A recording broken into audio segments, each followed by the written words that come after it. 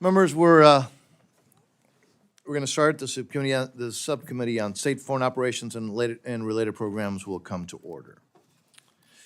I want to first welcome our witness and our guest, Amanda Bennett, the CEO of the United States Agency for Global Media. Ms. Bennett, you are at the helm of an agency that is tasked with providing free, independent information globally, including, as you well know, in the most repressive media environments conceivable. The timing of this session, of this meeting, so early in the cycle of our hearings should send a clear message of the priority that we place on this agency and the importance of your mission. And it's no secret that I'm a strong supporter of the mission. As a Cuban American, with the strongest admiration for pro-democracy movements across the globe, I can attest to the importance of American-sponsored information and broadcasting in Cuba, in Iran, and around the world. Congress's support for international broadcasting dates back 8 decades, beginning with the Voice of America during World War II. Now, unfortunately, Putin's brutal war in Ukraine reminds us today the need to inform those who are, again, victimized by authoritarian regimes. That need is just as great as it was in the 1940s. And I wish that was not the case, but the need is there. And your agency's mission to provide people around the world with really an opportunity to know who we are, what America stands for, and frankly, what the reality even in their country, well, that's vital. It is absolutely vital. For people living under repressive regimes such as Russia and Iran and Cuba, access to accurate reporting and the ability to counter propaganda with real and truthful news is critical. In countries where authoritarian regimes have implemented information blockades like Iran and Cuba, allowing people to gain access to information, including uncensored news from within their own countries, is essential. Something that we take for granted here, obviously, is something that they do not have access to. So, Ms. Bennett, today's hearing focuses on the oversight of USAGM, and I look forward to hearing from you on the many components of USAGM, and the programs and how the agency spends its funds. I want to understand your efforts to invest in technology and new methods to overcome the ways that bad actors, frankly, starve its own people, their own people of information and free access to media. I'll have some questions and we'll ask about the Office of Cuba Broadcasting because I'm profoundly concerned by the administration's continued pursuit of really kind of demoralization and destabilization cuts to the vital program at a time when the regime is frankly encountering protests, when the Cuban people are hitting the streets, and when even minors have been sentenced to decades in prison for the sin of just peacefully asking for freedom. So let's be honest, if it were anywhere else in the world, funding would have increased. But because this was Cuba, for some reason, OCB has repeatedly faced unjustified cuts, while other programs have received huge increases, something that I do not understand and would love to see if anybody does. So, Ms. Bennett, I want to hear from you directly on how USAGM and OCB are responding to challenges related to your workforce and whether you are willing to work with me and my colleagues on this subcommittee to strengthen and restore this critical office. And I appreciate the conversation that you and I had regarding that. As chairman of the State Foreign Operations Subcommittee, I can tell you that our own investment into USAGM is not taken lightly. Your appearance here is happening within the precise time span of a newly released budget for fiscal year 2024, where $944 million is being requested for USAGM. While the mission is important, funding for agencies like yours must be predicted on thoughtful planning, on performance, and ultimately, obviously, on results. We are going to be scrubbing every dollar and every cent, even in the high priority areas. So before continuing, however, I want to note that, the story of USAGM cannot be told without talking about the people that work with you. and most notably the brave journalists who work around the world. We know that many of them are under personal threat, safety threats, including from hostile regimes acting to prevent your reporters and your broadcasters from operating and from doing their job and from letting the people know what's actually happening. So again, Ms. Bennett, I look forward to working with you on what I believe is a very crucial agency for our national security interests, and also for what it means, frankly, to be an American and living in this great, amazing country of freedom. It is a top priority of mine to proudly tell the American story, the story of freedom, opportunity, and democracy all over the world, and to tell the story also of those who have been displaced by authoritarian regimes around the world, whose story also is emblematic of the greatness of the United States, but they're also the truest representatives, as you know, of what's going on in those countries. So we must never shy away from reminding people what we stand for, helping them become informed about their own lives, and countering our adversaries, which is, I know that something is keen on your mind. So I thank you for your service. I thank you for appearing here today, and I look forward to continuing working with you. But let me now turn it to the distinguished ranking member, Ms. Lee, for her opening remarks. You're recognized. Thank you very much, Mr. Chairman. Good afternoon. Thank you so much for being here. Your agency, the U.S. Agency for Global Media, has a mandate, and it's such an important mandate and mission that's really more relevant now than perhaps ever. As the world grows more connected, the importance of objective news and accurate information is essential to the health, livelihood, stability, and the ability to make decisions amongst people throughout the world, especially those vulnerable people in some of the most difficult countries. The decisions, I think, are and should be informed decisions, and I believe that your agency, has a duty and responsibility to present the facts. Voices of America, Radio Free Europe, Radio Liberty, and Radio Free Asia, they're a key part of meeting this crucial strategic interest. But once again, sometimes I question about the factual nature of some of the messages that go out. Today, the U.S. Agency for Global Media and its grantees, you're at the forefront of supporting freedom where it is consistently being undermined. Working across 63 different languages to an audience of 410 million people last year, the demand for independent journalism continues to grow.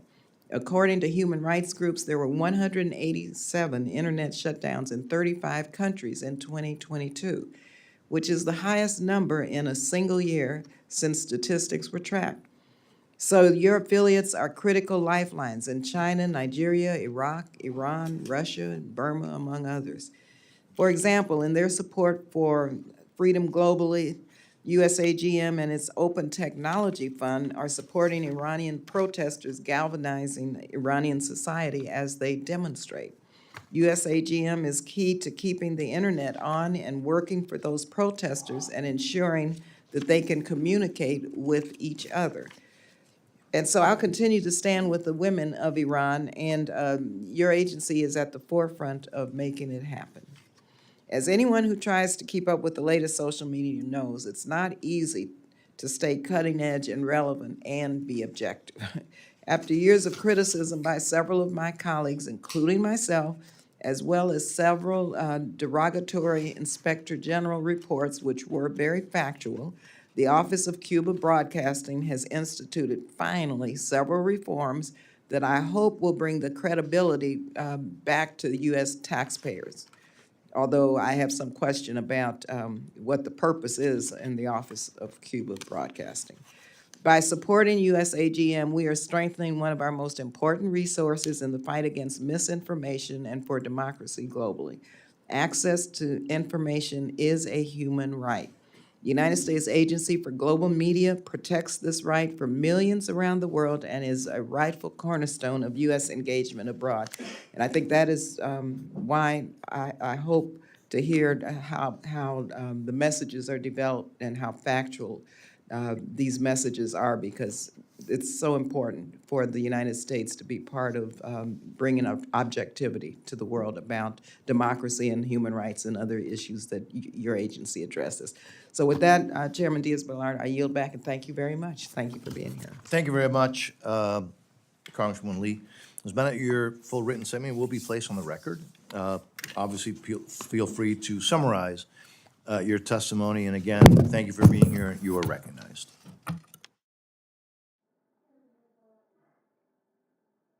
Chairman Diaz-Balart, Ranking Member Lee, distinguished members of the subcommittee, and I thank you very much for the opportunity to testify today about what we all agree of is the important work of the U.S. Agency for Global Media. Through the work of our 6 entities, the Voice of America, Radio Free Europe, Radio Liberty, Radio Free Asia, Middle East Broadcasting Networks, the Office of Cuba Broadcasting, and the Open Technology Fund, we proudly present fact-based news and information to parts of the world that do not have a free and open press. And as we all recognize, this hearing could not have come at a better time because we're at a critical moment in history. Authoritarian regimes are using malign influence, propaganda, information manipulation to undermine those seeking fact-based news about the world around them. And when Russia invaded Ukraine, the horrifying consequences reverberated around the world and brought the global information war into very sharp focus. The Kremlin quickly silenced dissenting voices inside of Russia while expanding its malign influence abroad. Meanwhile, in China, the government has built one of the most repressive media environments in the world, and it has been working hard to export this model to other countries. And the reality is, if we miss this opportunity to match the investments Russia and the PRC are making, we run the risk of losing the global information war. We should be alarmed at that, but also optimistic. Alarmed because we're being vastly outspent, but optimistic because we still have a chance if we act now. This is a moment that USAGM was built for, as it was during World War II and the Cold War, to combat malign foreign influence. With over 4,000 media partners worldwide and objectively measured high credibility, we're well positioned. The firewall, which ensures the editorial independence of our broadcasters, is essential to that credibility and trust. Right now, we have measurable data showing that we are still outperforming the PRC in Russia in many key markets. In Latin America and Africa, VOA is vastly outperforming the reach of Russia and China's local language brands. In the Middle East and North Africa, MBN is consistently competitive and in some cases outperforming Russia's Arabic language brand. And it's not too late for us to secure this competitive advantage. Our true power lies in our ability to harness the reach of the entire USAGM network for greater impact. And that is exactly what we're doing.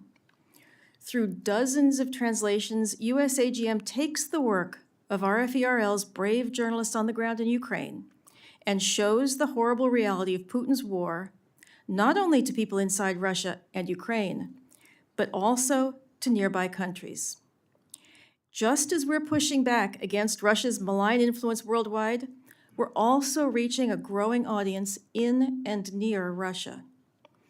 For example, RFERL and VOA's video content in Russian and Ukrainian languages was viewed 8 billion times in the year since the full-scale invasion, and that's more than double the year before. Of course, this crucial reporting does not come without grave security risks. Tragically, last year, Vera Hirich, a talented member of RFERL's Ukrainian service, paid the ultimate price for her commitment to sharing the truth, no matter how dangerous. Our networks are bringing this global story to audience in places like Cuba, Iraq, Cambodia, Nicaragua, and with help, we can extend that reach around the world. As we provide an alternative to PRC propaganda in key markets like Latin America and Africa, our audiences inside China show that they're willing to go great lengths to reach our content. In times of crisis, audiences seek us out and trust us to report the truth, especially when it's a truth their own governments would prefer to hide. Radio Free Asia's coverage of the 2022 protests against the zero COVID policy in China broke records for web traffic and social media engagement. In 2021, a record number of Cubans turned to OCB's Radio Marti for news of the July protests.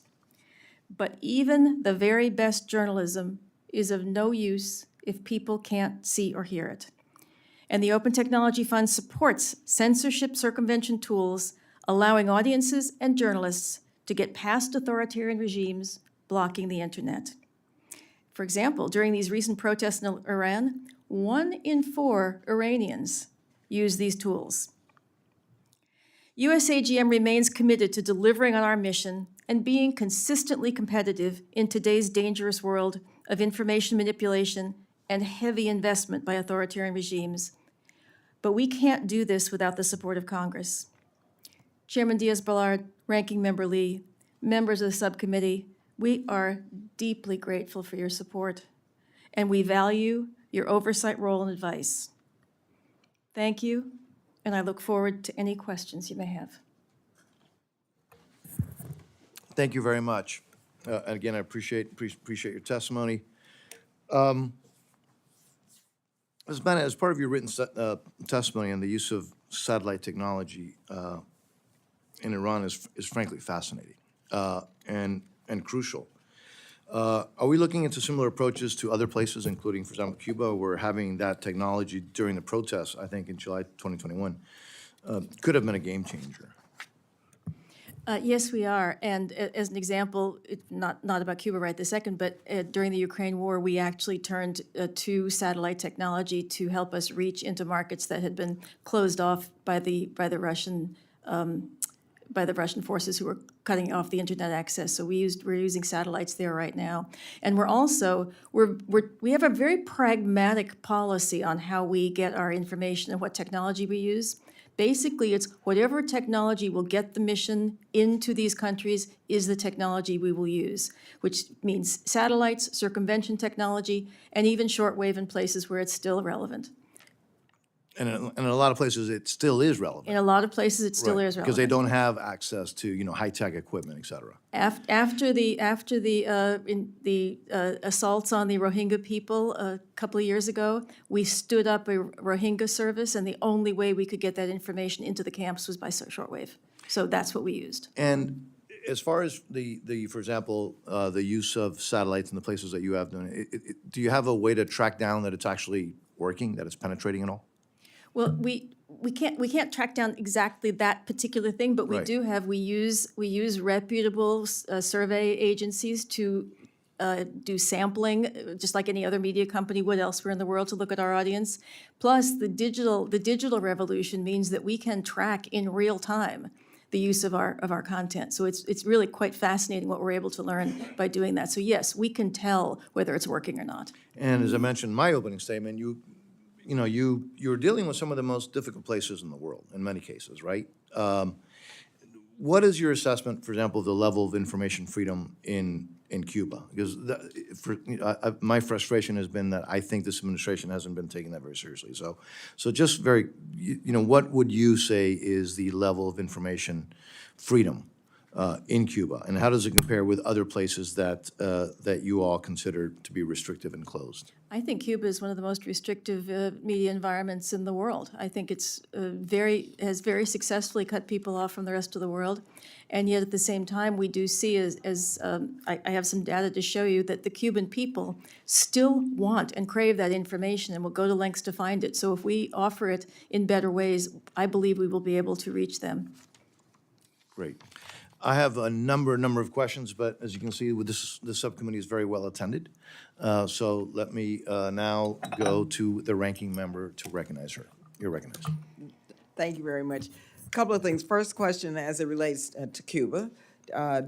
Your commitment to and the implementation of journalistic ethics has been questioned in recent years, and this was an issue across grantees, but especially very egregious at the Office of Cuba Broadcasting. So what steps have you taken in the last 2 years to correct some of the identified, and mind you, Mr. Chairman, these were identified deficiencies, and protect the journalistic ethics of the organization?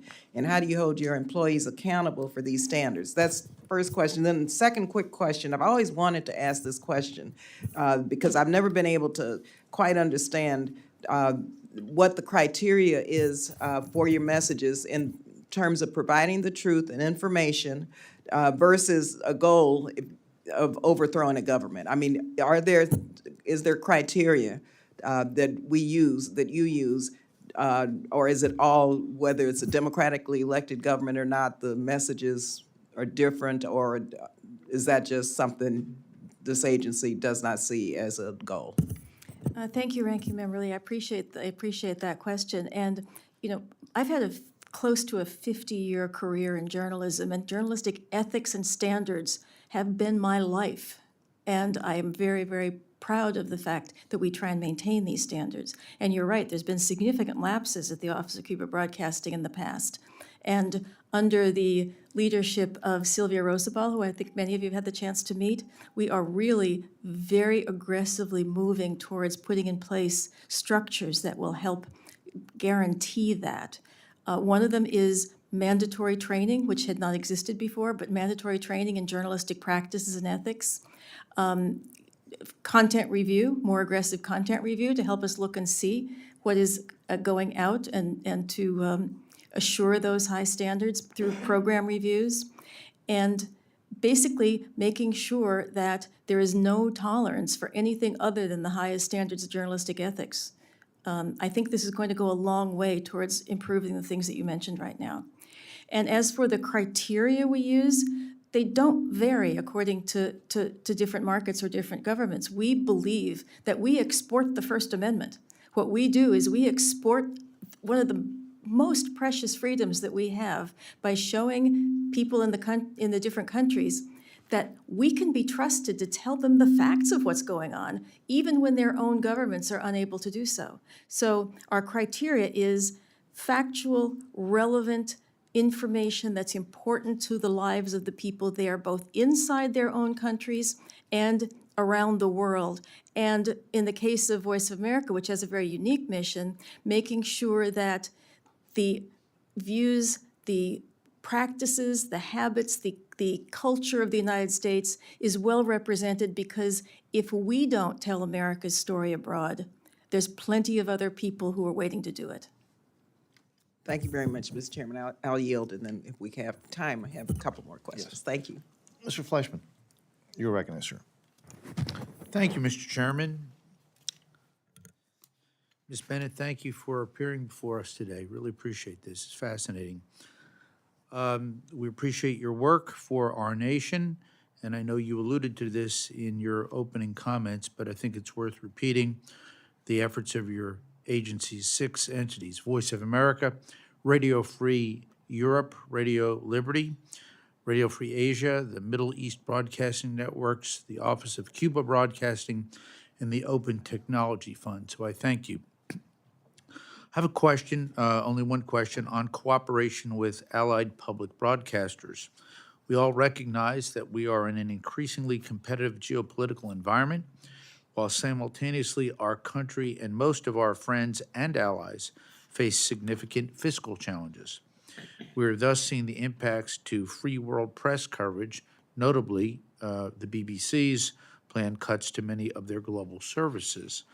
My question to you, Ms. Bennett, is what is the official and informational relationship between the Agency for Global Media and the public broadcasters of our allies and friends?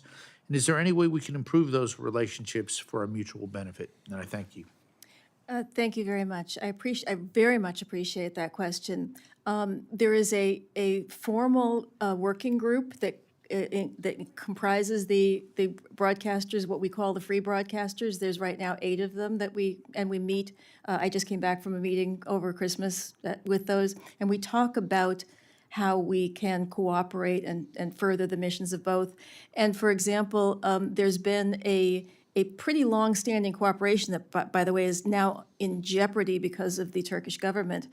Us, Voice of America, and Deutsche Welle had a joint publication broadcast operation inside Turkey that was very successful, so successful that the Turkish government is now trying to shut us down.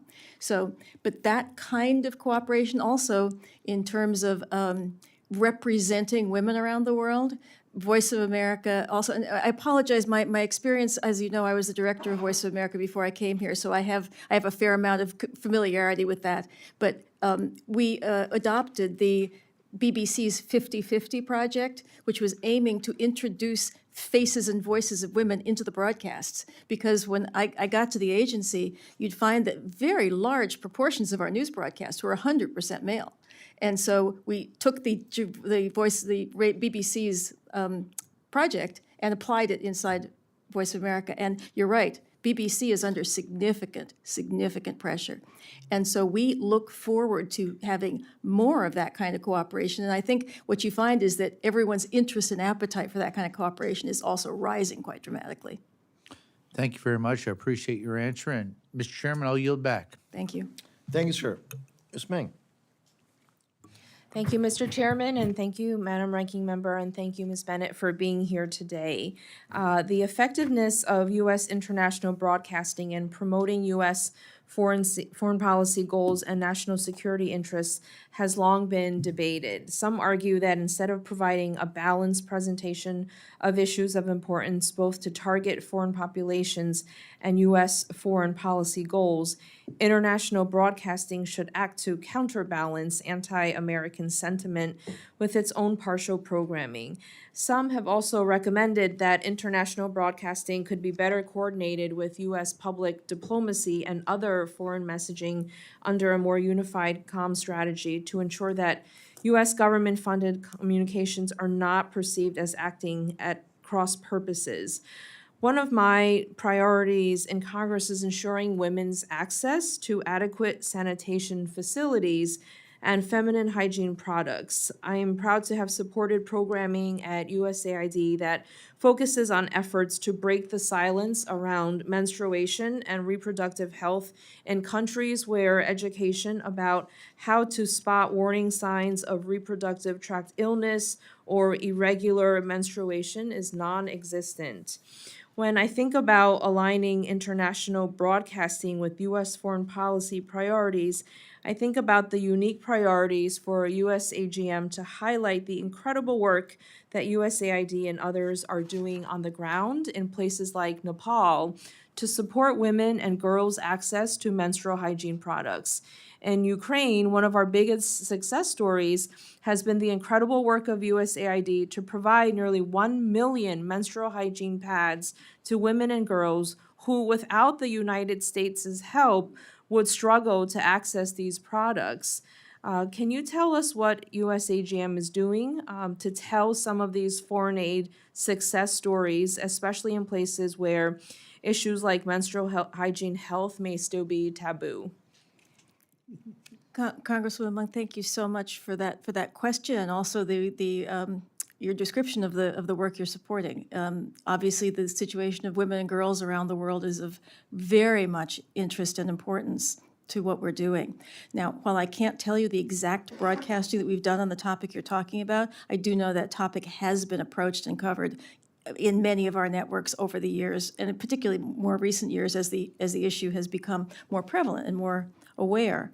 And so I would look forward to hearing more and getting more opportunity to actually do more on that subject, because the lives and the important day-to-day situation of women around the world, including the topic you mentioned, is very, very important. Thank you very much. I'll try to do my second question quickly. 5 minutes, right? Okay. This past December, I passed into law our Divided Families Reunification Act, which requires the Secretary of State to consult with South Korean officials on potential family reunion opportunities for American families and their relatives in North Korea. It also requires the State Department to consult biannually with representatives of Americans with family members in North Korea about its efforts to support family reunions and to report to Congress on opportunities to utilize video conference technology to encourage virtual reunions. You spoke highly in your confirmation hearing of the ability of VOA and Radio Free Asia to provide truthful news and information to the people of North Korea. Time is not on the side of many Korean Americans with relatives in North Korea, as many are currently in their 70s, 80s, and 90s. Do you think there could be an opportunity to take advantage of the broadcasting done by VOA or Radio Free Asia in North Korea so that Korean American families could send a message to their loved ones in North Korea, whether that is because they're highlighted in an article your journalists write or some other platform? I think there's certainly opportunity for much broadcasting of that type, and as a matter of fact, a lot of the work that is done by Radio Free Europe and Voice of America, Radio Free Asia and Voice of America, depends heavily on the work and the presence of defectors who oftentimes have families back in North Korea. And so by tapping into those networks, I think there is a tremendous opportunity not only to let people know what their relatives are up to, but also to let people know what life is like outside of North Korea. So thank you for asking that question. Thank you so much. I yield back. No, thank you. And I think that's a really, really important issue that you just bring up, because people don't have, not only do they not get news, they don't have the ability to communicate among themselves either. So thank you. The Dean of the House, Mr. Rogers. Thank you, Mr. Chairman. Thanks for recognition. Welcome to a former Kentuckian, a former editor of the Lexington Herald Leader, my paper. It's good to have you in this wonderful position that you're in. Thank you. It was a wonderful paper, and I loved living in Kentucky. We'd love to have you come back. Ms. Bennett, Putin's invasion of Ukraine has shown a spotlight on the real-world impact of the global information war. Russian civilians have been arrested by the thousands for speaking out against the war, some sentenced to jail for years. But spreading the truth to the Russian populace about the invasion may be one of the only ways to pressure Putin to stop this ungodly bloodshed. It's also incredibly important for countries who still may be conflicted on what to believe. I understand you're journalists, led by Radio Free Europe, Radio Liberty, on the front lines, covering the war for world audiences, but without a bureau in Moscow any longer. The reach within Russia is challenging, and you covered part of this in your opening statement. But describe or expand on the tools that you're using to get around Kremlin censorship to reach Russian citizens. And what is the viewership, and how has it evolved over the last year? Thank you very much, and thank you to a fellow Kentuckian, at least, if only briefly. Thank you. This is an incredibly important question, and one that I think we have some real-time evidence of, because when Russia invaded Ukraine, we also had to move journalists out of the way of harm, because Radio Free Europe in particular has a very large contingent of journalists there, and we had to move them to Western Ukraine or to neighboring countries. So that was a big problem. And you're right, there's no bureau, there's no active bureau in Russia right now, although there are journalists still there who are contributing to us. But how that affects the audience, I showed Chairman Diaz-Balart a graph that shows how our audience has increased around pretty much every crisis that has happened in the world in the past 2 years, and including the Russian invasion of Ukraine, because people realized that they were not getting the information that they could trust. So you can see that our digital audience goes up quite substantially right after the invasion. And we also find that we are able to attract a reasonably good audience inside Russia. Now, we reach about 10% of Russian citizens, Russian adults, excuse me, inside Russia, which sounds like a small number until you realize that CNN and Fox News each have only about 20% audience here in a very, very free media market. So to me, reaching 10% of adults inside Russia is a pretty amazing accomplishment, and also speaks very highly to the demand for this news by the citizens inside Russia. We also focus on, excuse me, not just citizens inside Russia, but Russian speakers around the world. So by targeting our information to the Russian periphery, we believe we get information into not only these vital countries, which are also affected by this move, but also can use them to transmit the information back into their own home countries. And again, you can see the tremendous interest, because in the year following the Russian invasion of Ukraine, are the video of Radio Free Europe and Voice of America, who together broadcast a current time program, was viewed more than 8 billion times. 8 billion times. So there is a tremendous interest in this. Well, it's ironic that in that Russian war on Ukraine, the practical application of information could pressure Putin to withdraw. I mean, that practical application of information capabilities is terribly important at this moment. And I couldn't agree with you more. And in fact, this Russian invasion of Ukraine really provides a very, very clear and dramatic example of the value of information, from the United States' ability to predict the war, the invasion of Ukraine when Putin was saying it wasn't going to happen, to the real-time views of what was happening when they were saying nothing was happening. This really shows that you can influence the course of events simply by providing accurate information to people who don't have any other access to it. So I agree with you. I applaud the journalists who are in danger reporting on the truth. I apologize, I couldn't hear you.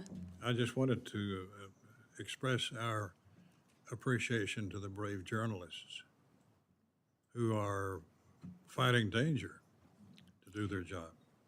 I am so grateful to these journalists, so admiring of those journalists, so fearful for these journalists, and one of my priorities has been since coming to make sure that we do everything we can to protect their security, both physical security for the people who in Ukraine are in the line of fire, and also digital security, which particularly affects women, Congresswoman Monk. We want to make sure that we increase the protections for these journalists so that their bravery and their sacrifice, we try and help them in any way we can, because we depend on them so much. Thank you for your service. Thank you. Thank you. I know that Congresswoman Frankel will not object. I mean, she's free to object, but because we've been joined by the distinguished ranking member of the full committee, and it's a privilege and an honor to have her here at our subcommittee. So unless Congresswoman Frankel objects loudly, the ranking member, Laura, thank you for being here. It's a privilege, and of course, you're recognized. Thank you so much to you, Mr. Chairman, and the ranking member, and to Congresswoman Frankel for you're gracious. I apologize for being late. You're just kind of running from place to place these days. And I thank you so much, Ms. Bennett, for being here. And I heard Congressman Rogers talk about, your efforts in today, and I think that, it is critical work that you do at the helm of the Agency for Global Media. And you talked about the issue of Ukraine and democracy in Ukraine, and we need organizations such as yourself to combat disinformation. However, I am troubled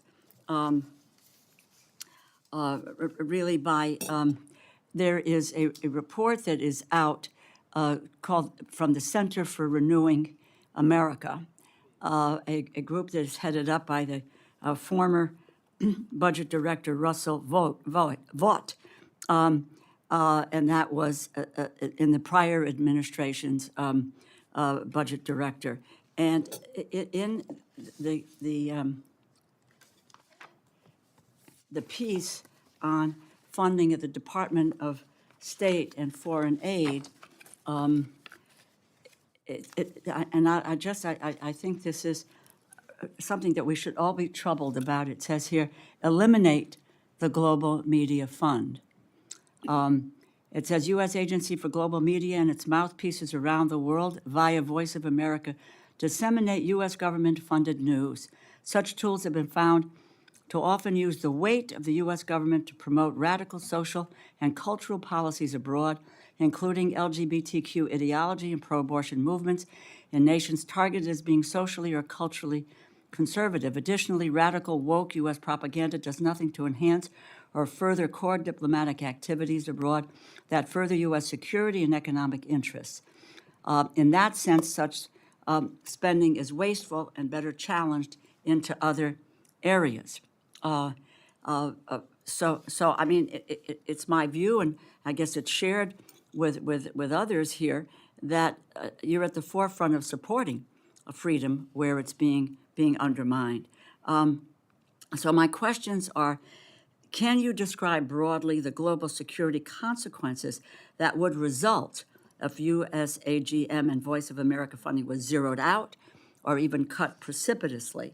We've seen the president's budget request today, and I'm glad that it shows strong support for USAGM. How would you use the additional resources from Congress to carry out your work, specifically as nations fight for their democracy during these times of international crises? Thank you very much, Congresswoman DeLauro. And I have to say, my heart goes a little faster when I hear things like that, saying that they'd like to eliminate this. It would be catastrophic. Here in black and white. It would be catastrophic for the United States and for the world, because if you look around the world, you see that the closing of societies by authoritarian governments is increasing, and they are getting better at doing it. And between us and the BBC, we are really not only the only free press, but the only idea that a free press can even exist in a very large part of the world. If you eliminate that idea that a free press can exist, what happens around the world when people begin to believe, as they're beginning to believe in China right now, that the constrained environment in which they live is actually reality? What would we do with the increased resources? One thing we talked about before is increasing our means of access. Getting the information into these authoritarian regimes are getting better at closing off their citizenry from this information. We need to get better at learning how to get around it. And one example I can give you is just following the Headscarf Rebellion in Iran, we were faced with a really interesting dilemma, which was that there was so much demand for our news and information via the virtual private networks that the Open Technology Fund provided to them. Even though it was costing us only 7 cents a month per user, we were going to run out of budget in about 3 months, the entire year's budget for the entire world, because of the demand from Iran. So supporting access is incredibly important. That's one of the things that we would use the extra funding for. I mentioned security for the journalists around the world. We need to make sure that our journalists, both our staffers and our freelancers, are well protected and supported. That's another thing. And the other thing is we need to make sure that our content is appealing and relevant and modern, and that it appeals to many different aspects of society, including young people. All of that requires new skill sets, new technologies, new types of journalism. So all of that requires change and investment. Those are the things that we would like to do. And in the long run, even though we're not proposing this right now, you see that there are many, many countries that we have previously thought of as off limits because they were democracies, such as Brazil, such as the Philippines, that I think are increasingly going to require our support.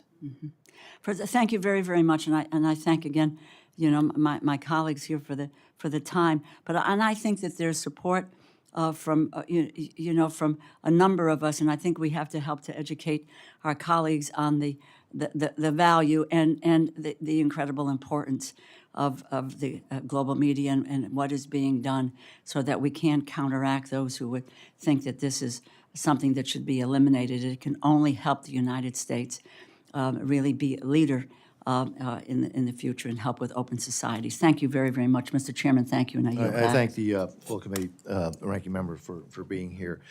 Hardest working member of the House, probably, Mr. Rushenthaler. Thank you, Mr. Thank you Chairman. for I being here, 'cause I know appreciate you it. have a lot of duties, so thank you for being here. Well, I appreciate being here, and thanks for the Cuban coffee. Nice little treat in the afternoon.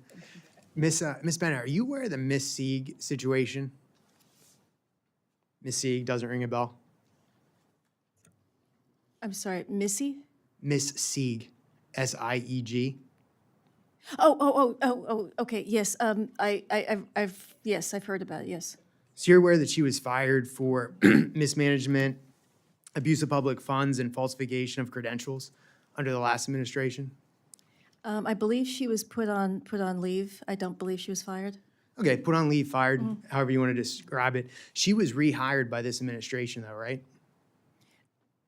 Again, this took place before I arrived here. She was, as I understand it, she was placed on leave and then she was returned to duty in another place after subsequent investigations cleared her of those charges. Why? I don't think she was clear to the charges, but why would you take somebody with egregious ethical issues and reinstate them after they were already put on leave? Again, with respect, those decisions were made before I was here. I had nothing to do with those decisions, and those are also take place within the networks. And I think, as you all know, the firewall does not permit me to reach across to influence their decisions in terms of what they do with their journalists. We can talk about the firewall in a second, because I'm pretty sure the firewall is selectively used. But it's my understanding that Chairman McCall has written to you on numerous times requesting information on the Sieg situation. Are you aware of that? Yes, I am. Why have you not responded to the chairman? Again, with respect, we have responded consistently. We've responded many times, and our intention is to comply with any requests for information that they're legitimately posed to us. We'd like to be as transparent as possible. So that's quite ironic that you want to be transparent when you haven't responded to Mr. McCall. Chairman McCall says you have not responded. So you have responded? Yes, we have. Okay, if you have not responded and Mr. McCall is right, which I believe he is, will you commit to responding within 30 days? I will commit to responding in whatever way we are required to do and is appropriate for us to do. And I can ask my colleagues back here how many times we've responded, if you'd like me to do Yeah, so. I'd like you to follow up with me because I'm pretty sure you've not responded.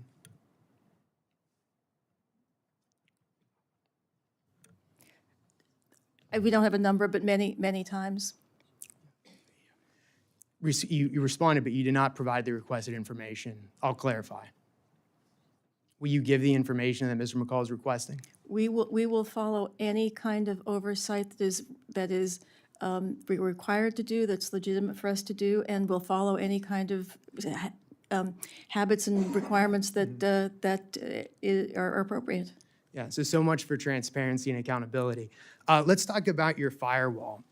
I have a lot of concerns about censorship at your agency. VOA published an article in February of this year where the writer detailed the situation with Ms. Sieg and Chairman McCall's letter to USAGM on the issue.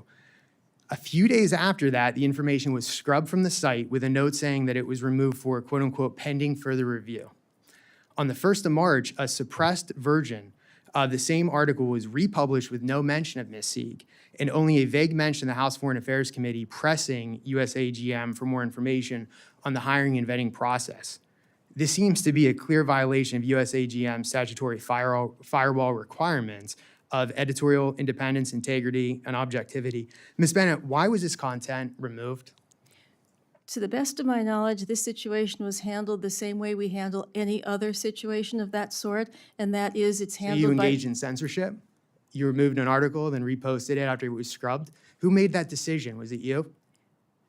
No, I did not make that decision. I'm on made the the other side of the, decision? it was Who made it? handled, it was handled within Voice of America, and all I ever ask in situations like this is I be informed of the outcome, because of the firewall, I do You not can't tell engage- me who the decision was made by. You don't know. I cannot, it was made inside Voice of America. Will you commit on record right now to preventing this kind of injustice in the future? I'm sorry, could you? Will you commit to not censoring in the future? Will you do that? To not taking down articles that were published that might have embarrassing information to the agency? Again, sir, on the other side of the firewall, this is not something that I engage in personally. I make sure that the. So you won't commit to scrubbing your website of information? I will. Sorry. All right, I'm going to yield back. Before I yield back, I'm going to say, my, here we go again. I yield back. Thank you. I do think that, we'll follow up with you to make sure that any information that has been requested, if some information has been requested, has not been received back, we'll follow up with you, and I'd like to work with you on that, sir. Mr. McFall would really like that information. All right. Ms. Frankel, thank you again for your patience, and I know that, because you did not complain very ferociously about the ranking member of the full committee going before you. Well, thank you. Anytime our ranking member wants to be heard, I yield to her. And thank you for your service to our guests today. I'm going to change the subject a little bit. So as of September 2022, USA GMs, that's a long, what's the short word for that? There is none. There is none? Oh, okay. I'm sorry for the reporter, I care. The USA GM's affiliate, Radio Free Europe, was running radio shows with educational content for girls in Afghanistan, and apparently the shows were able to provide 14 hours a week of curriculum. I don't know if that's true, but that's what we heard, and now I guess the Taliban has shut down the radio transmissions. So is there going to be any ability for you all to get the news into Afghanistan? Thank you, and yes, that's incredibly important, and that content in particular, providing educational opportunities via the radio to women and girls after the Taliban prevented them from getting a higher education, is very, very important. And in advance, as we were anticipating that this was going to be happening inside Afghanistan, USAGM did take proactive measures. For example, start launching free-to-home satellite transmission, and also we were able to very quickly stand up 3 medium-wave transmitters in neighboring countries that are able to broadcast in, and also we are still able to broadcast on private radio networks. So while we are not able to do the same level of transmission we were doing before, we are reaching into Afghanistan at about 12 hours per day, and that includes the content that you're talking about addressed to women and girls. Do you know what your reach is in terms of numbers? We don't right now, and because we spend heavily on sampling, it's hard to sample inside these countries where it's dangerous to do so. So, next topic, but thank you for that answer. A new study found that, Mr. Chair, you can always count on me to bring up a new subject.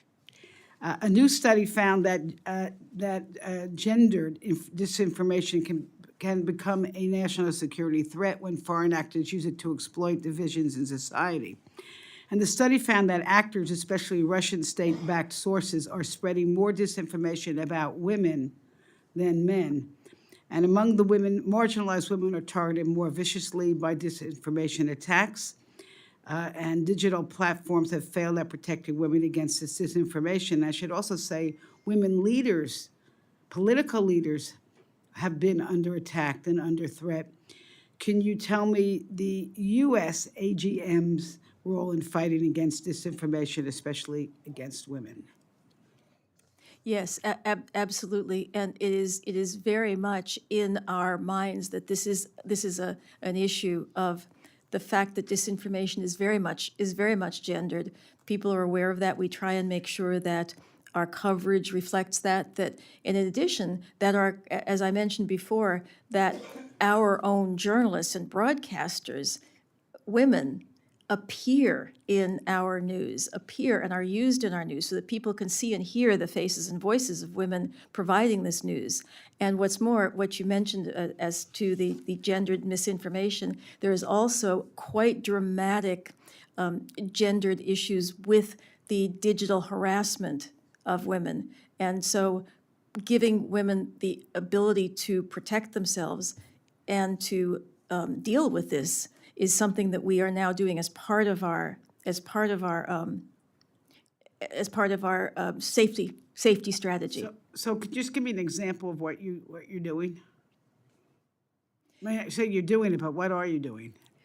Well, for example, in the digital safety, the training and of journalists, particularly at Radio Free Asia. Radio Free Asia is finding that is a particular problem for them. So the digital training and how to respond to digital harassment when it becomes dangerous, how you respond to the attacks to you. All of those things are things that we are doing right now actively. I think I'm running out of time, but what about to just lay people or to politicians? Anything going out to them?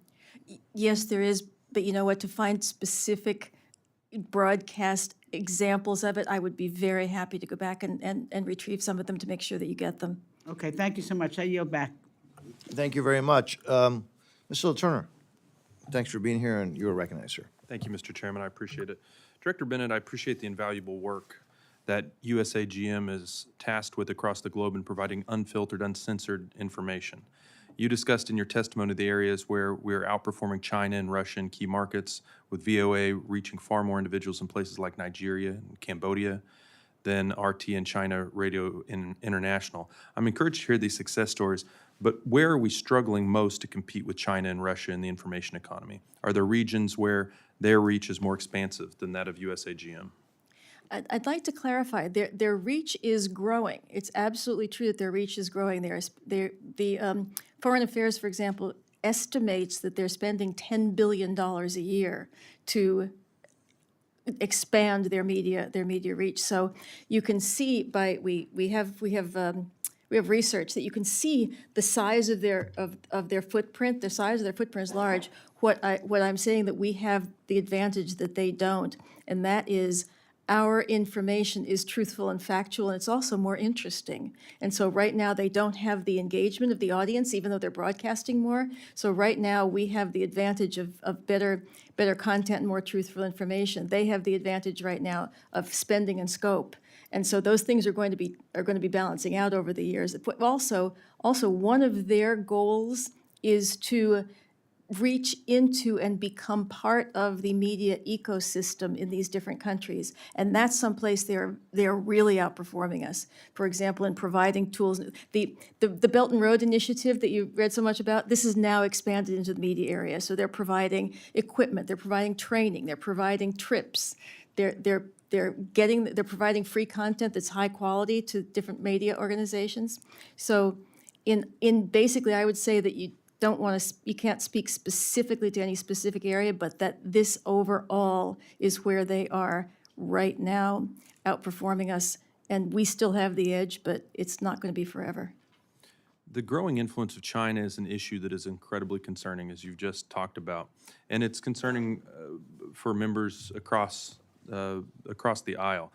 I know that Open Technology Fund has done extensive work in ensuring access to information in high censorship environments like China, but what is the next threat that OTF will face from these repressive governments? What are we doing to counter crackdowns by organizations like the CCP against dissidents and protesters? So I think what you're talking about is what is the next threat from shutting down information getting into the country. Yes, that's a huge issue, and we don't have a specific answer for it right now. But thinking about different ways that you can use VPNs, thinking about different ways you can use mirror sites, thinking about different ways you can use satellite transmission, and also different ways that you can, in fact, just physically get the information into the countries the way that we used to do during World War II. And so we are heavily researching and supporting the development of any kind of new new technology, because I don't want us to be doing what we've been doing for the last several decades, which is catching up to the last piece of technology. I see that my tenure here at USAGM should be to set us up for the next decade. And that means making sure we not only have the appropriate technology, but are planning for the appropriate technology. In 2020, the Office of Personnel and Management completed a report that found extensive concerns about USAGM's safeguarding of classified national security information. Of the recommendations made in that report, what is the status of implementation? What is USAGM doing beyond just these recommendations to ensure that individuals working for the agency who come in contact with sensitive or classified information are properly vetted? Congressman, I'm going to have to look into that and get back to you, because I'm not aware of anything having to do with anybody at USAGM using sensitive classified information, so I'll have to find that report and get back to you with it. You're not familiar, it's a report from 2020, the Office of Personnel and Management. In 2020, I was not at the agency, and so I'm not aware of it. Plus, I'm not aware of any extensive use of classified information within the agency, so I'll have to basically look into it and get back to you. I would really appreciate that. Thank you, I I'll think do that's that. important. I'll All do right. that. I yield back, Mr. Chair.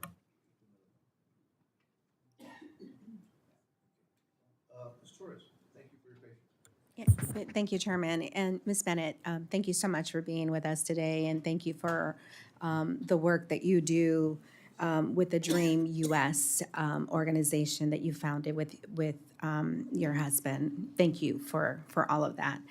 I share your concern with the global information war and how corrupt actors use disinformation campaigns to avoid accountability for their actions.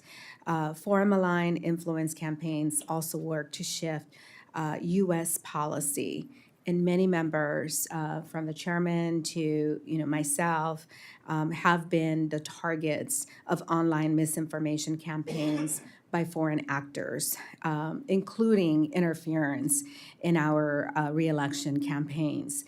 I would like to hear more from you about how the U.S. Global Media Agency can address foreign malign influence campaigns, especially in Latin America. So what we find is the best antidote to foreign misinformation and disinformation campaigns is flooding the zone with accurate information and providing an alternative. We find that pushing back is not necessarily the most effective way to do things, but to make sure that these alternatives are available. And in Latin and South America, one thing that I'm trying to plan to do, and that is to use the entire resources of USAGM. That means the reporting in Ukraine, the reporting in Russia, and make sure that we make that available through our broadcast partners and our own operations inside Latin and South America, so that a much broader swath of information, including first-person video information that comes from the on-the-ground reporting in Ukraine, is readily available to the people in Latin and South America.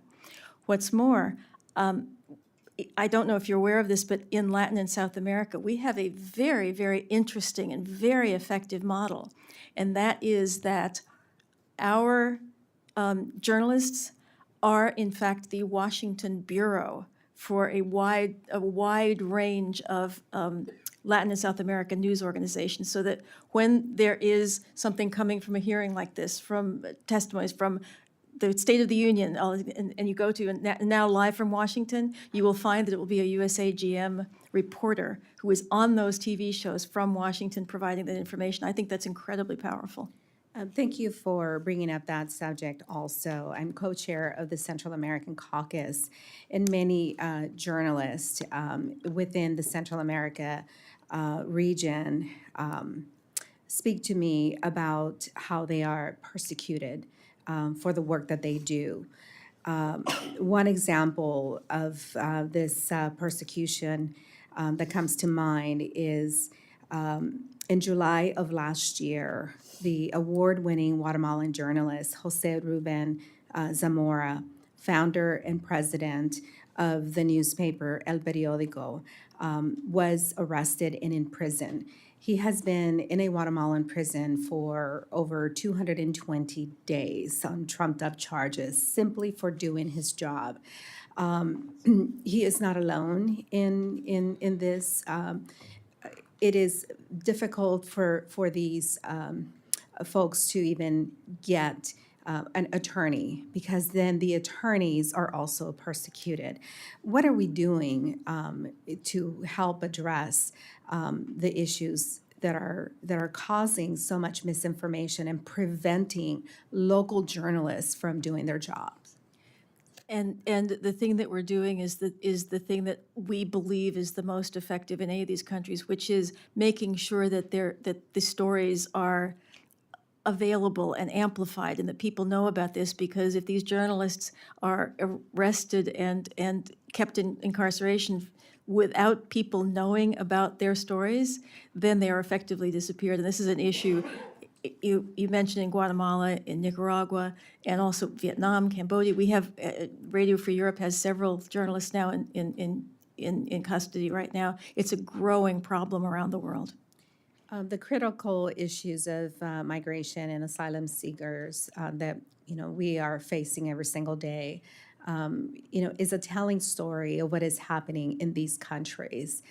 To the extent that we can help bring real information, real data about the risks involved in coming to our southern border. You are such a key and important, you play such an important role in providing that American message in Latin America, that I fully support your work, and just want to know how we can help you continue to succeed in this field. And I went past my time, so I'm going to yield back. Thank you very much, and I appreciate the support, and the support itself is helping us succeed. And as I say, I know that you all face really tough issues this year, but this is one area in which more resources equals more audience. It's just a one-to-one correspondence, because we've got a pretty good way of translating that into audience, to make sure that people can see, hear, read, listen to the news the news information that we're giving them. And by the way, migrants and refugees have been an increasing focus, because we realize that we need to reach people where they are displaced in the languages that they speak. Thank you. Members, I think we can do another round, if that's all right. And let me start, you're obviously an expert. You're of an agency that applies really important tools and resources to, as we mentioned, information in very difficult places. I want to talk about something that you and I have briefly talked about in the past, and that's that USAGM's total budget over the years has trended upward, as have all your broadcasting components, except for one, which is OCB, which has been nosediving in funding. And as you mentioned in the beginning, as to the response to one of my questions, as to, we've all established, we all know that Cuba is a closed, difficult, unfree place where there's no freedom of press, which is exactly what USAGM's funding is supposed to address, right? Closed societies. Yet, USAGM is now applying just 1/3 of the funding that it had 10 years ago in that area, in OCB, and the number of staff is 1/4 of what it was 10 years ago. Again, this is happening at a time when the Cuban people have hit the streets. There's, particular Afro-Cubans, like the San Isidro movement, artists are being thrown in prison. And so this is a question. Do you think that that USAGM and OCB are matching the appropriate level of tools and resources to different challenges, particularly in the case of OCB? Thank you very much. I think we can say that I am completely in accord with you about the need to make sure that we get the funding that's required to do the job that's required in Cuba, which is one of the most information-starved places on the planet. And I have been pushing for a budget increase ever since I got here. I will continue to do so. I think we should make sure that the Office of Cuba Broadcasting gets the resources that are appropriate to the need. I appreciate that, and again, I look forward to working with you, not only on that issue, but on you know, on the entire area. I'm gonna be brief, because I know that we have a lot of other members that have questions, so let me now recognize our distinguished ranking member. Thank you very much. Just one comment on Cuba as it relates to the Afro-Cuban population, which I know very well. Many of the issues with the Afro-Cuban population are economic. There's such a huge gap, similar to here in our own country with African Americans. Primarily, Afro-Cubans don't receive remittances because their families did not leave Cuba. And so I'm hoping that we can figure out a way to really begin to close that economic gap. But given the embargo, I'm not sure how we'd move forward. So that's just an added issue as it relates to Afro-Cubans. Let me ask you about the work with Voice of America on the continent of Africa and the opportunities that might exist to expand such work. And also, so many Americans actually believe that Africa is a country, and there are 54 countries on the continent of Africa. Each country is unique in terms of culture, language. Ghana is Ghana. Namibia is Namibia. So how does Voice of America, in terms of content, how do you address the continent of Africa? And then secondly, with regard to African Americans who work at VOA to really provide content for the messaging through Voice of America for Africa, because of course you have Africans in America in the diaspora who would be very helpful in developing the messages between the African American community here in America and in Africa. So the first question is, what are the opportunities on the African continent? That would be the first one. Well, it's very interesting because when we were talking about the places that we're still ahead of the Chinese and the Russian, they're very much taking their Belt and Road initiative into Africa, but we still have a really commanding lead in Africa.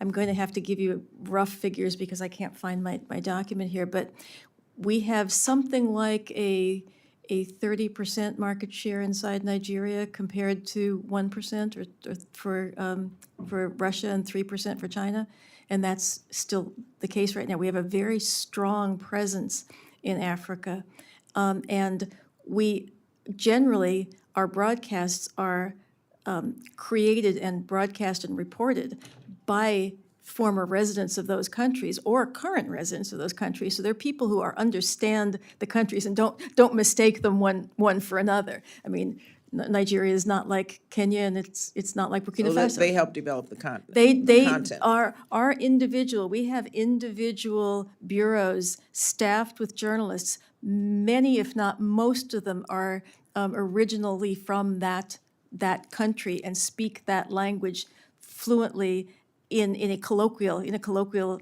modern manner. So that's how we get that information, and it depends heavily on the stringer network that's inside Africa too, to bring news about what's going on there too. So it's a very important thing, because as you know, the French to Africa and Portuguese to Africa and all of the various Hausa and Fulani and all these other languages.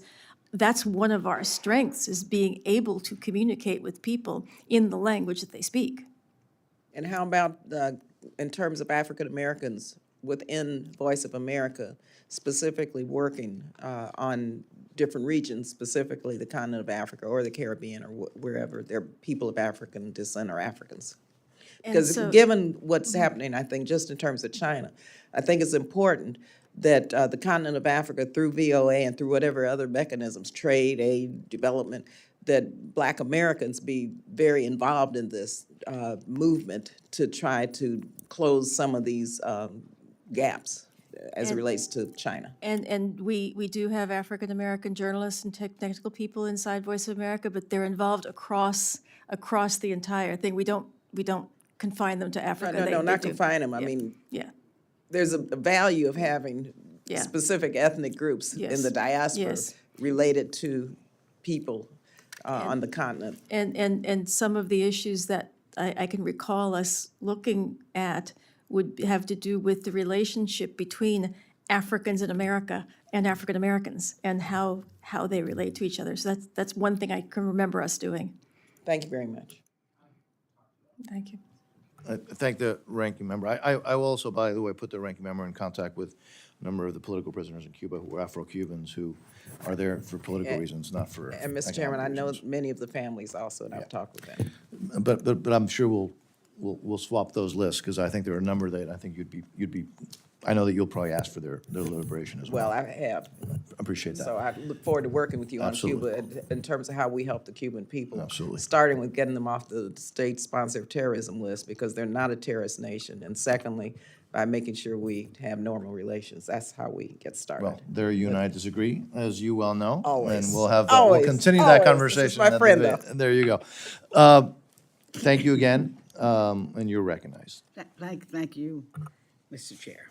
I think all of us here are very concerned about the rise of anti-Semitism around the world, in our own country, too. So I wanted sort of a two-part question, sort of to get your sense in terms of broadcast, I'm not worried about your broadcasting, but other broadcasting, especially coming out of the Middle East.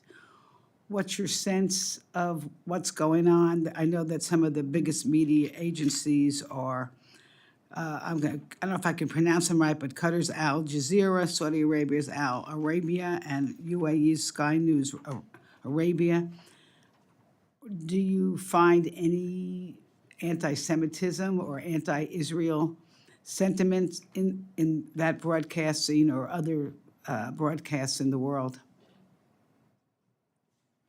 So I'm afraid that I am not personally an expert in those broadcasts, although I know that that area is very much dominated by state-sponsored media organizations. And I do know that the Middle East Broadcast Networks is very concerned about making sure that things like anti-Semitism, anti-women, anti-gay issues are all covered appropriately, so that the information that gets into those countries is, as we say, not pushing back, but offering alternative narratives. So while I can't tell you about the nature of the broadcasts by the foreign broadcasters, I can tell you that the Middle East Broadcast Networks, which is part of our organization, is very aware of the need to broadcast appropriate and socially conscious broadcasting. So does anyone have the responsibility of monitoring or getting a sense of what is going on with these other broadcasters? Oh, absolutely. And again, I apologize, this has got to do with my newness at the organization Okay. and my trying to learn what's going on. But yes, the Middle East Broadcast Networks has a very professional staff over there that is very aware of what's going on and monitors them and tracks them quite substantially.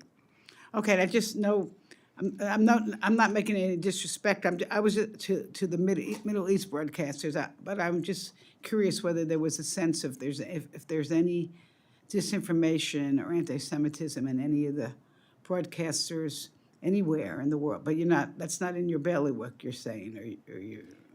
I think you were specifically talking about the Middle Yeah, I did Middle mention East, that. and that is the area right now, since I'm pretty new here, that I'm Okay. the least familiar with, although I've... What about any other areas of the world? Again, I'm aware that this is going on, but for me to specifically say a particular piece of broadcasting, I can't do that right now, but I would be happy to go back and look at it for you and That make would sure be you great, or if understand. you maybe have somebody who's tracking that. Yeah, I would be curious. happy to Okay. do so. All right, thank you very much, and Mr. Chair, I yield back. Thank you, and thank you for bringing, because anti-Semitism, as you know, is not only prevalent out there, but it's unfortunate, I think, I don't have statistics to show it, but I've heard those statistics. I don't have them here, that it's actually on the rise. So thank you for bringing that up. Ms. Bennett, I look forward to working with you. And I know that you are relatively new, and you have a very important task. So I really, really look forward to working with you, and, we'll continue to be in touch with you. Again, thank you for your service. I also thank you for being here today. With that, we will conclude today's hearings, and obviously, members may submit any additional questions for the record, unless the ranking member has something else. The Subcommittee on State and Foreign Operations and Related Programs stands adjourned. Thank you so much. Thank you.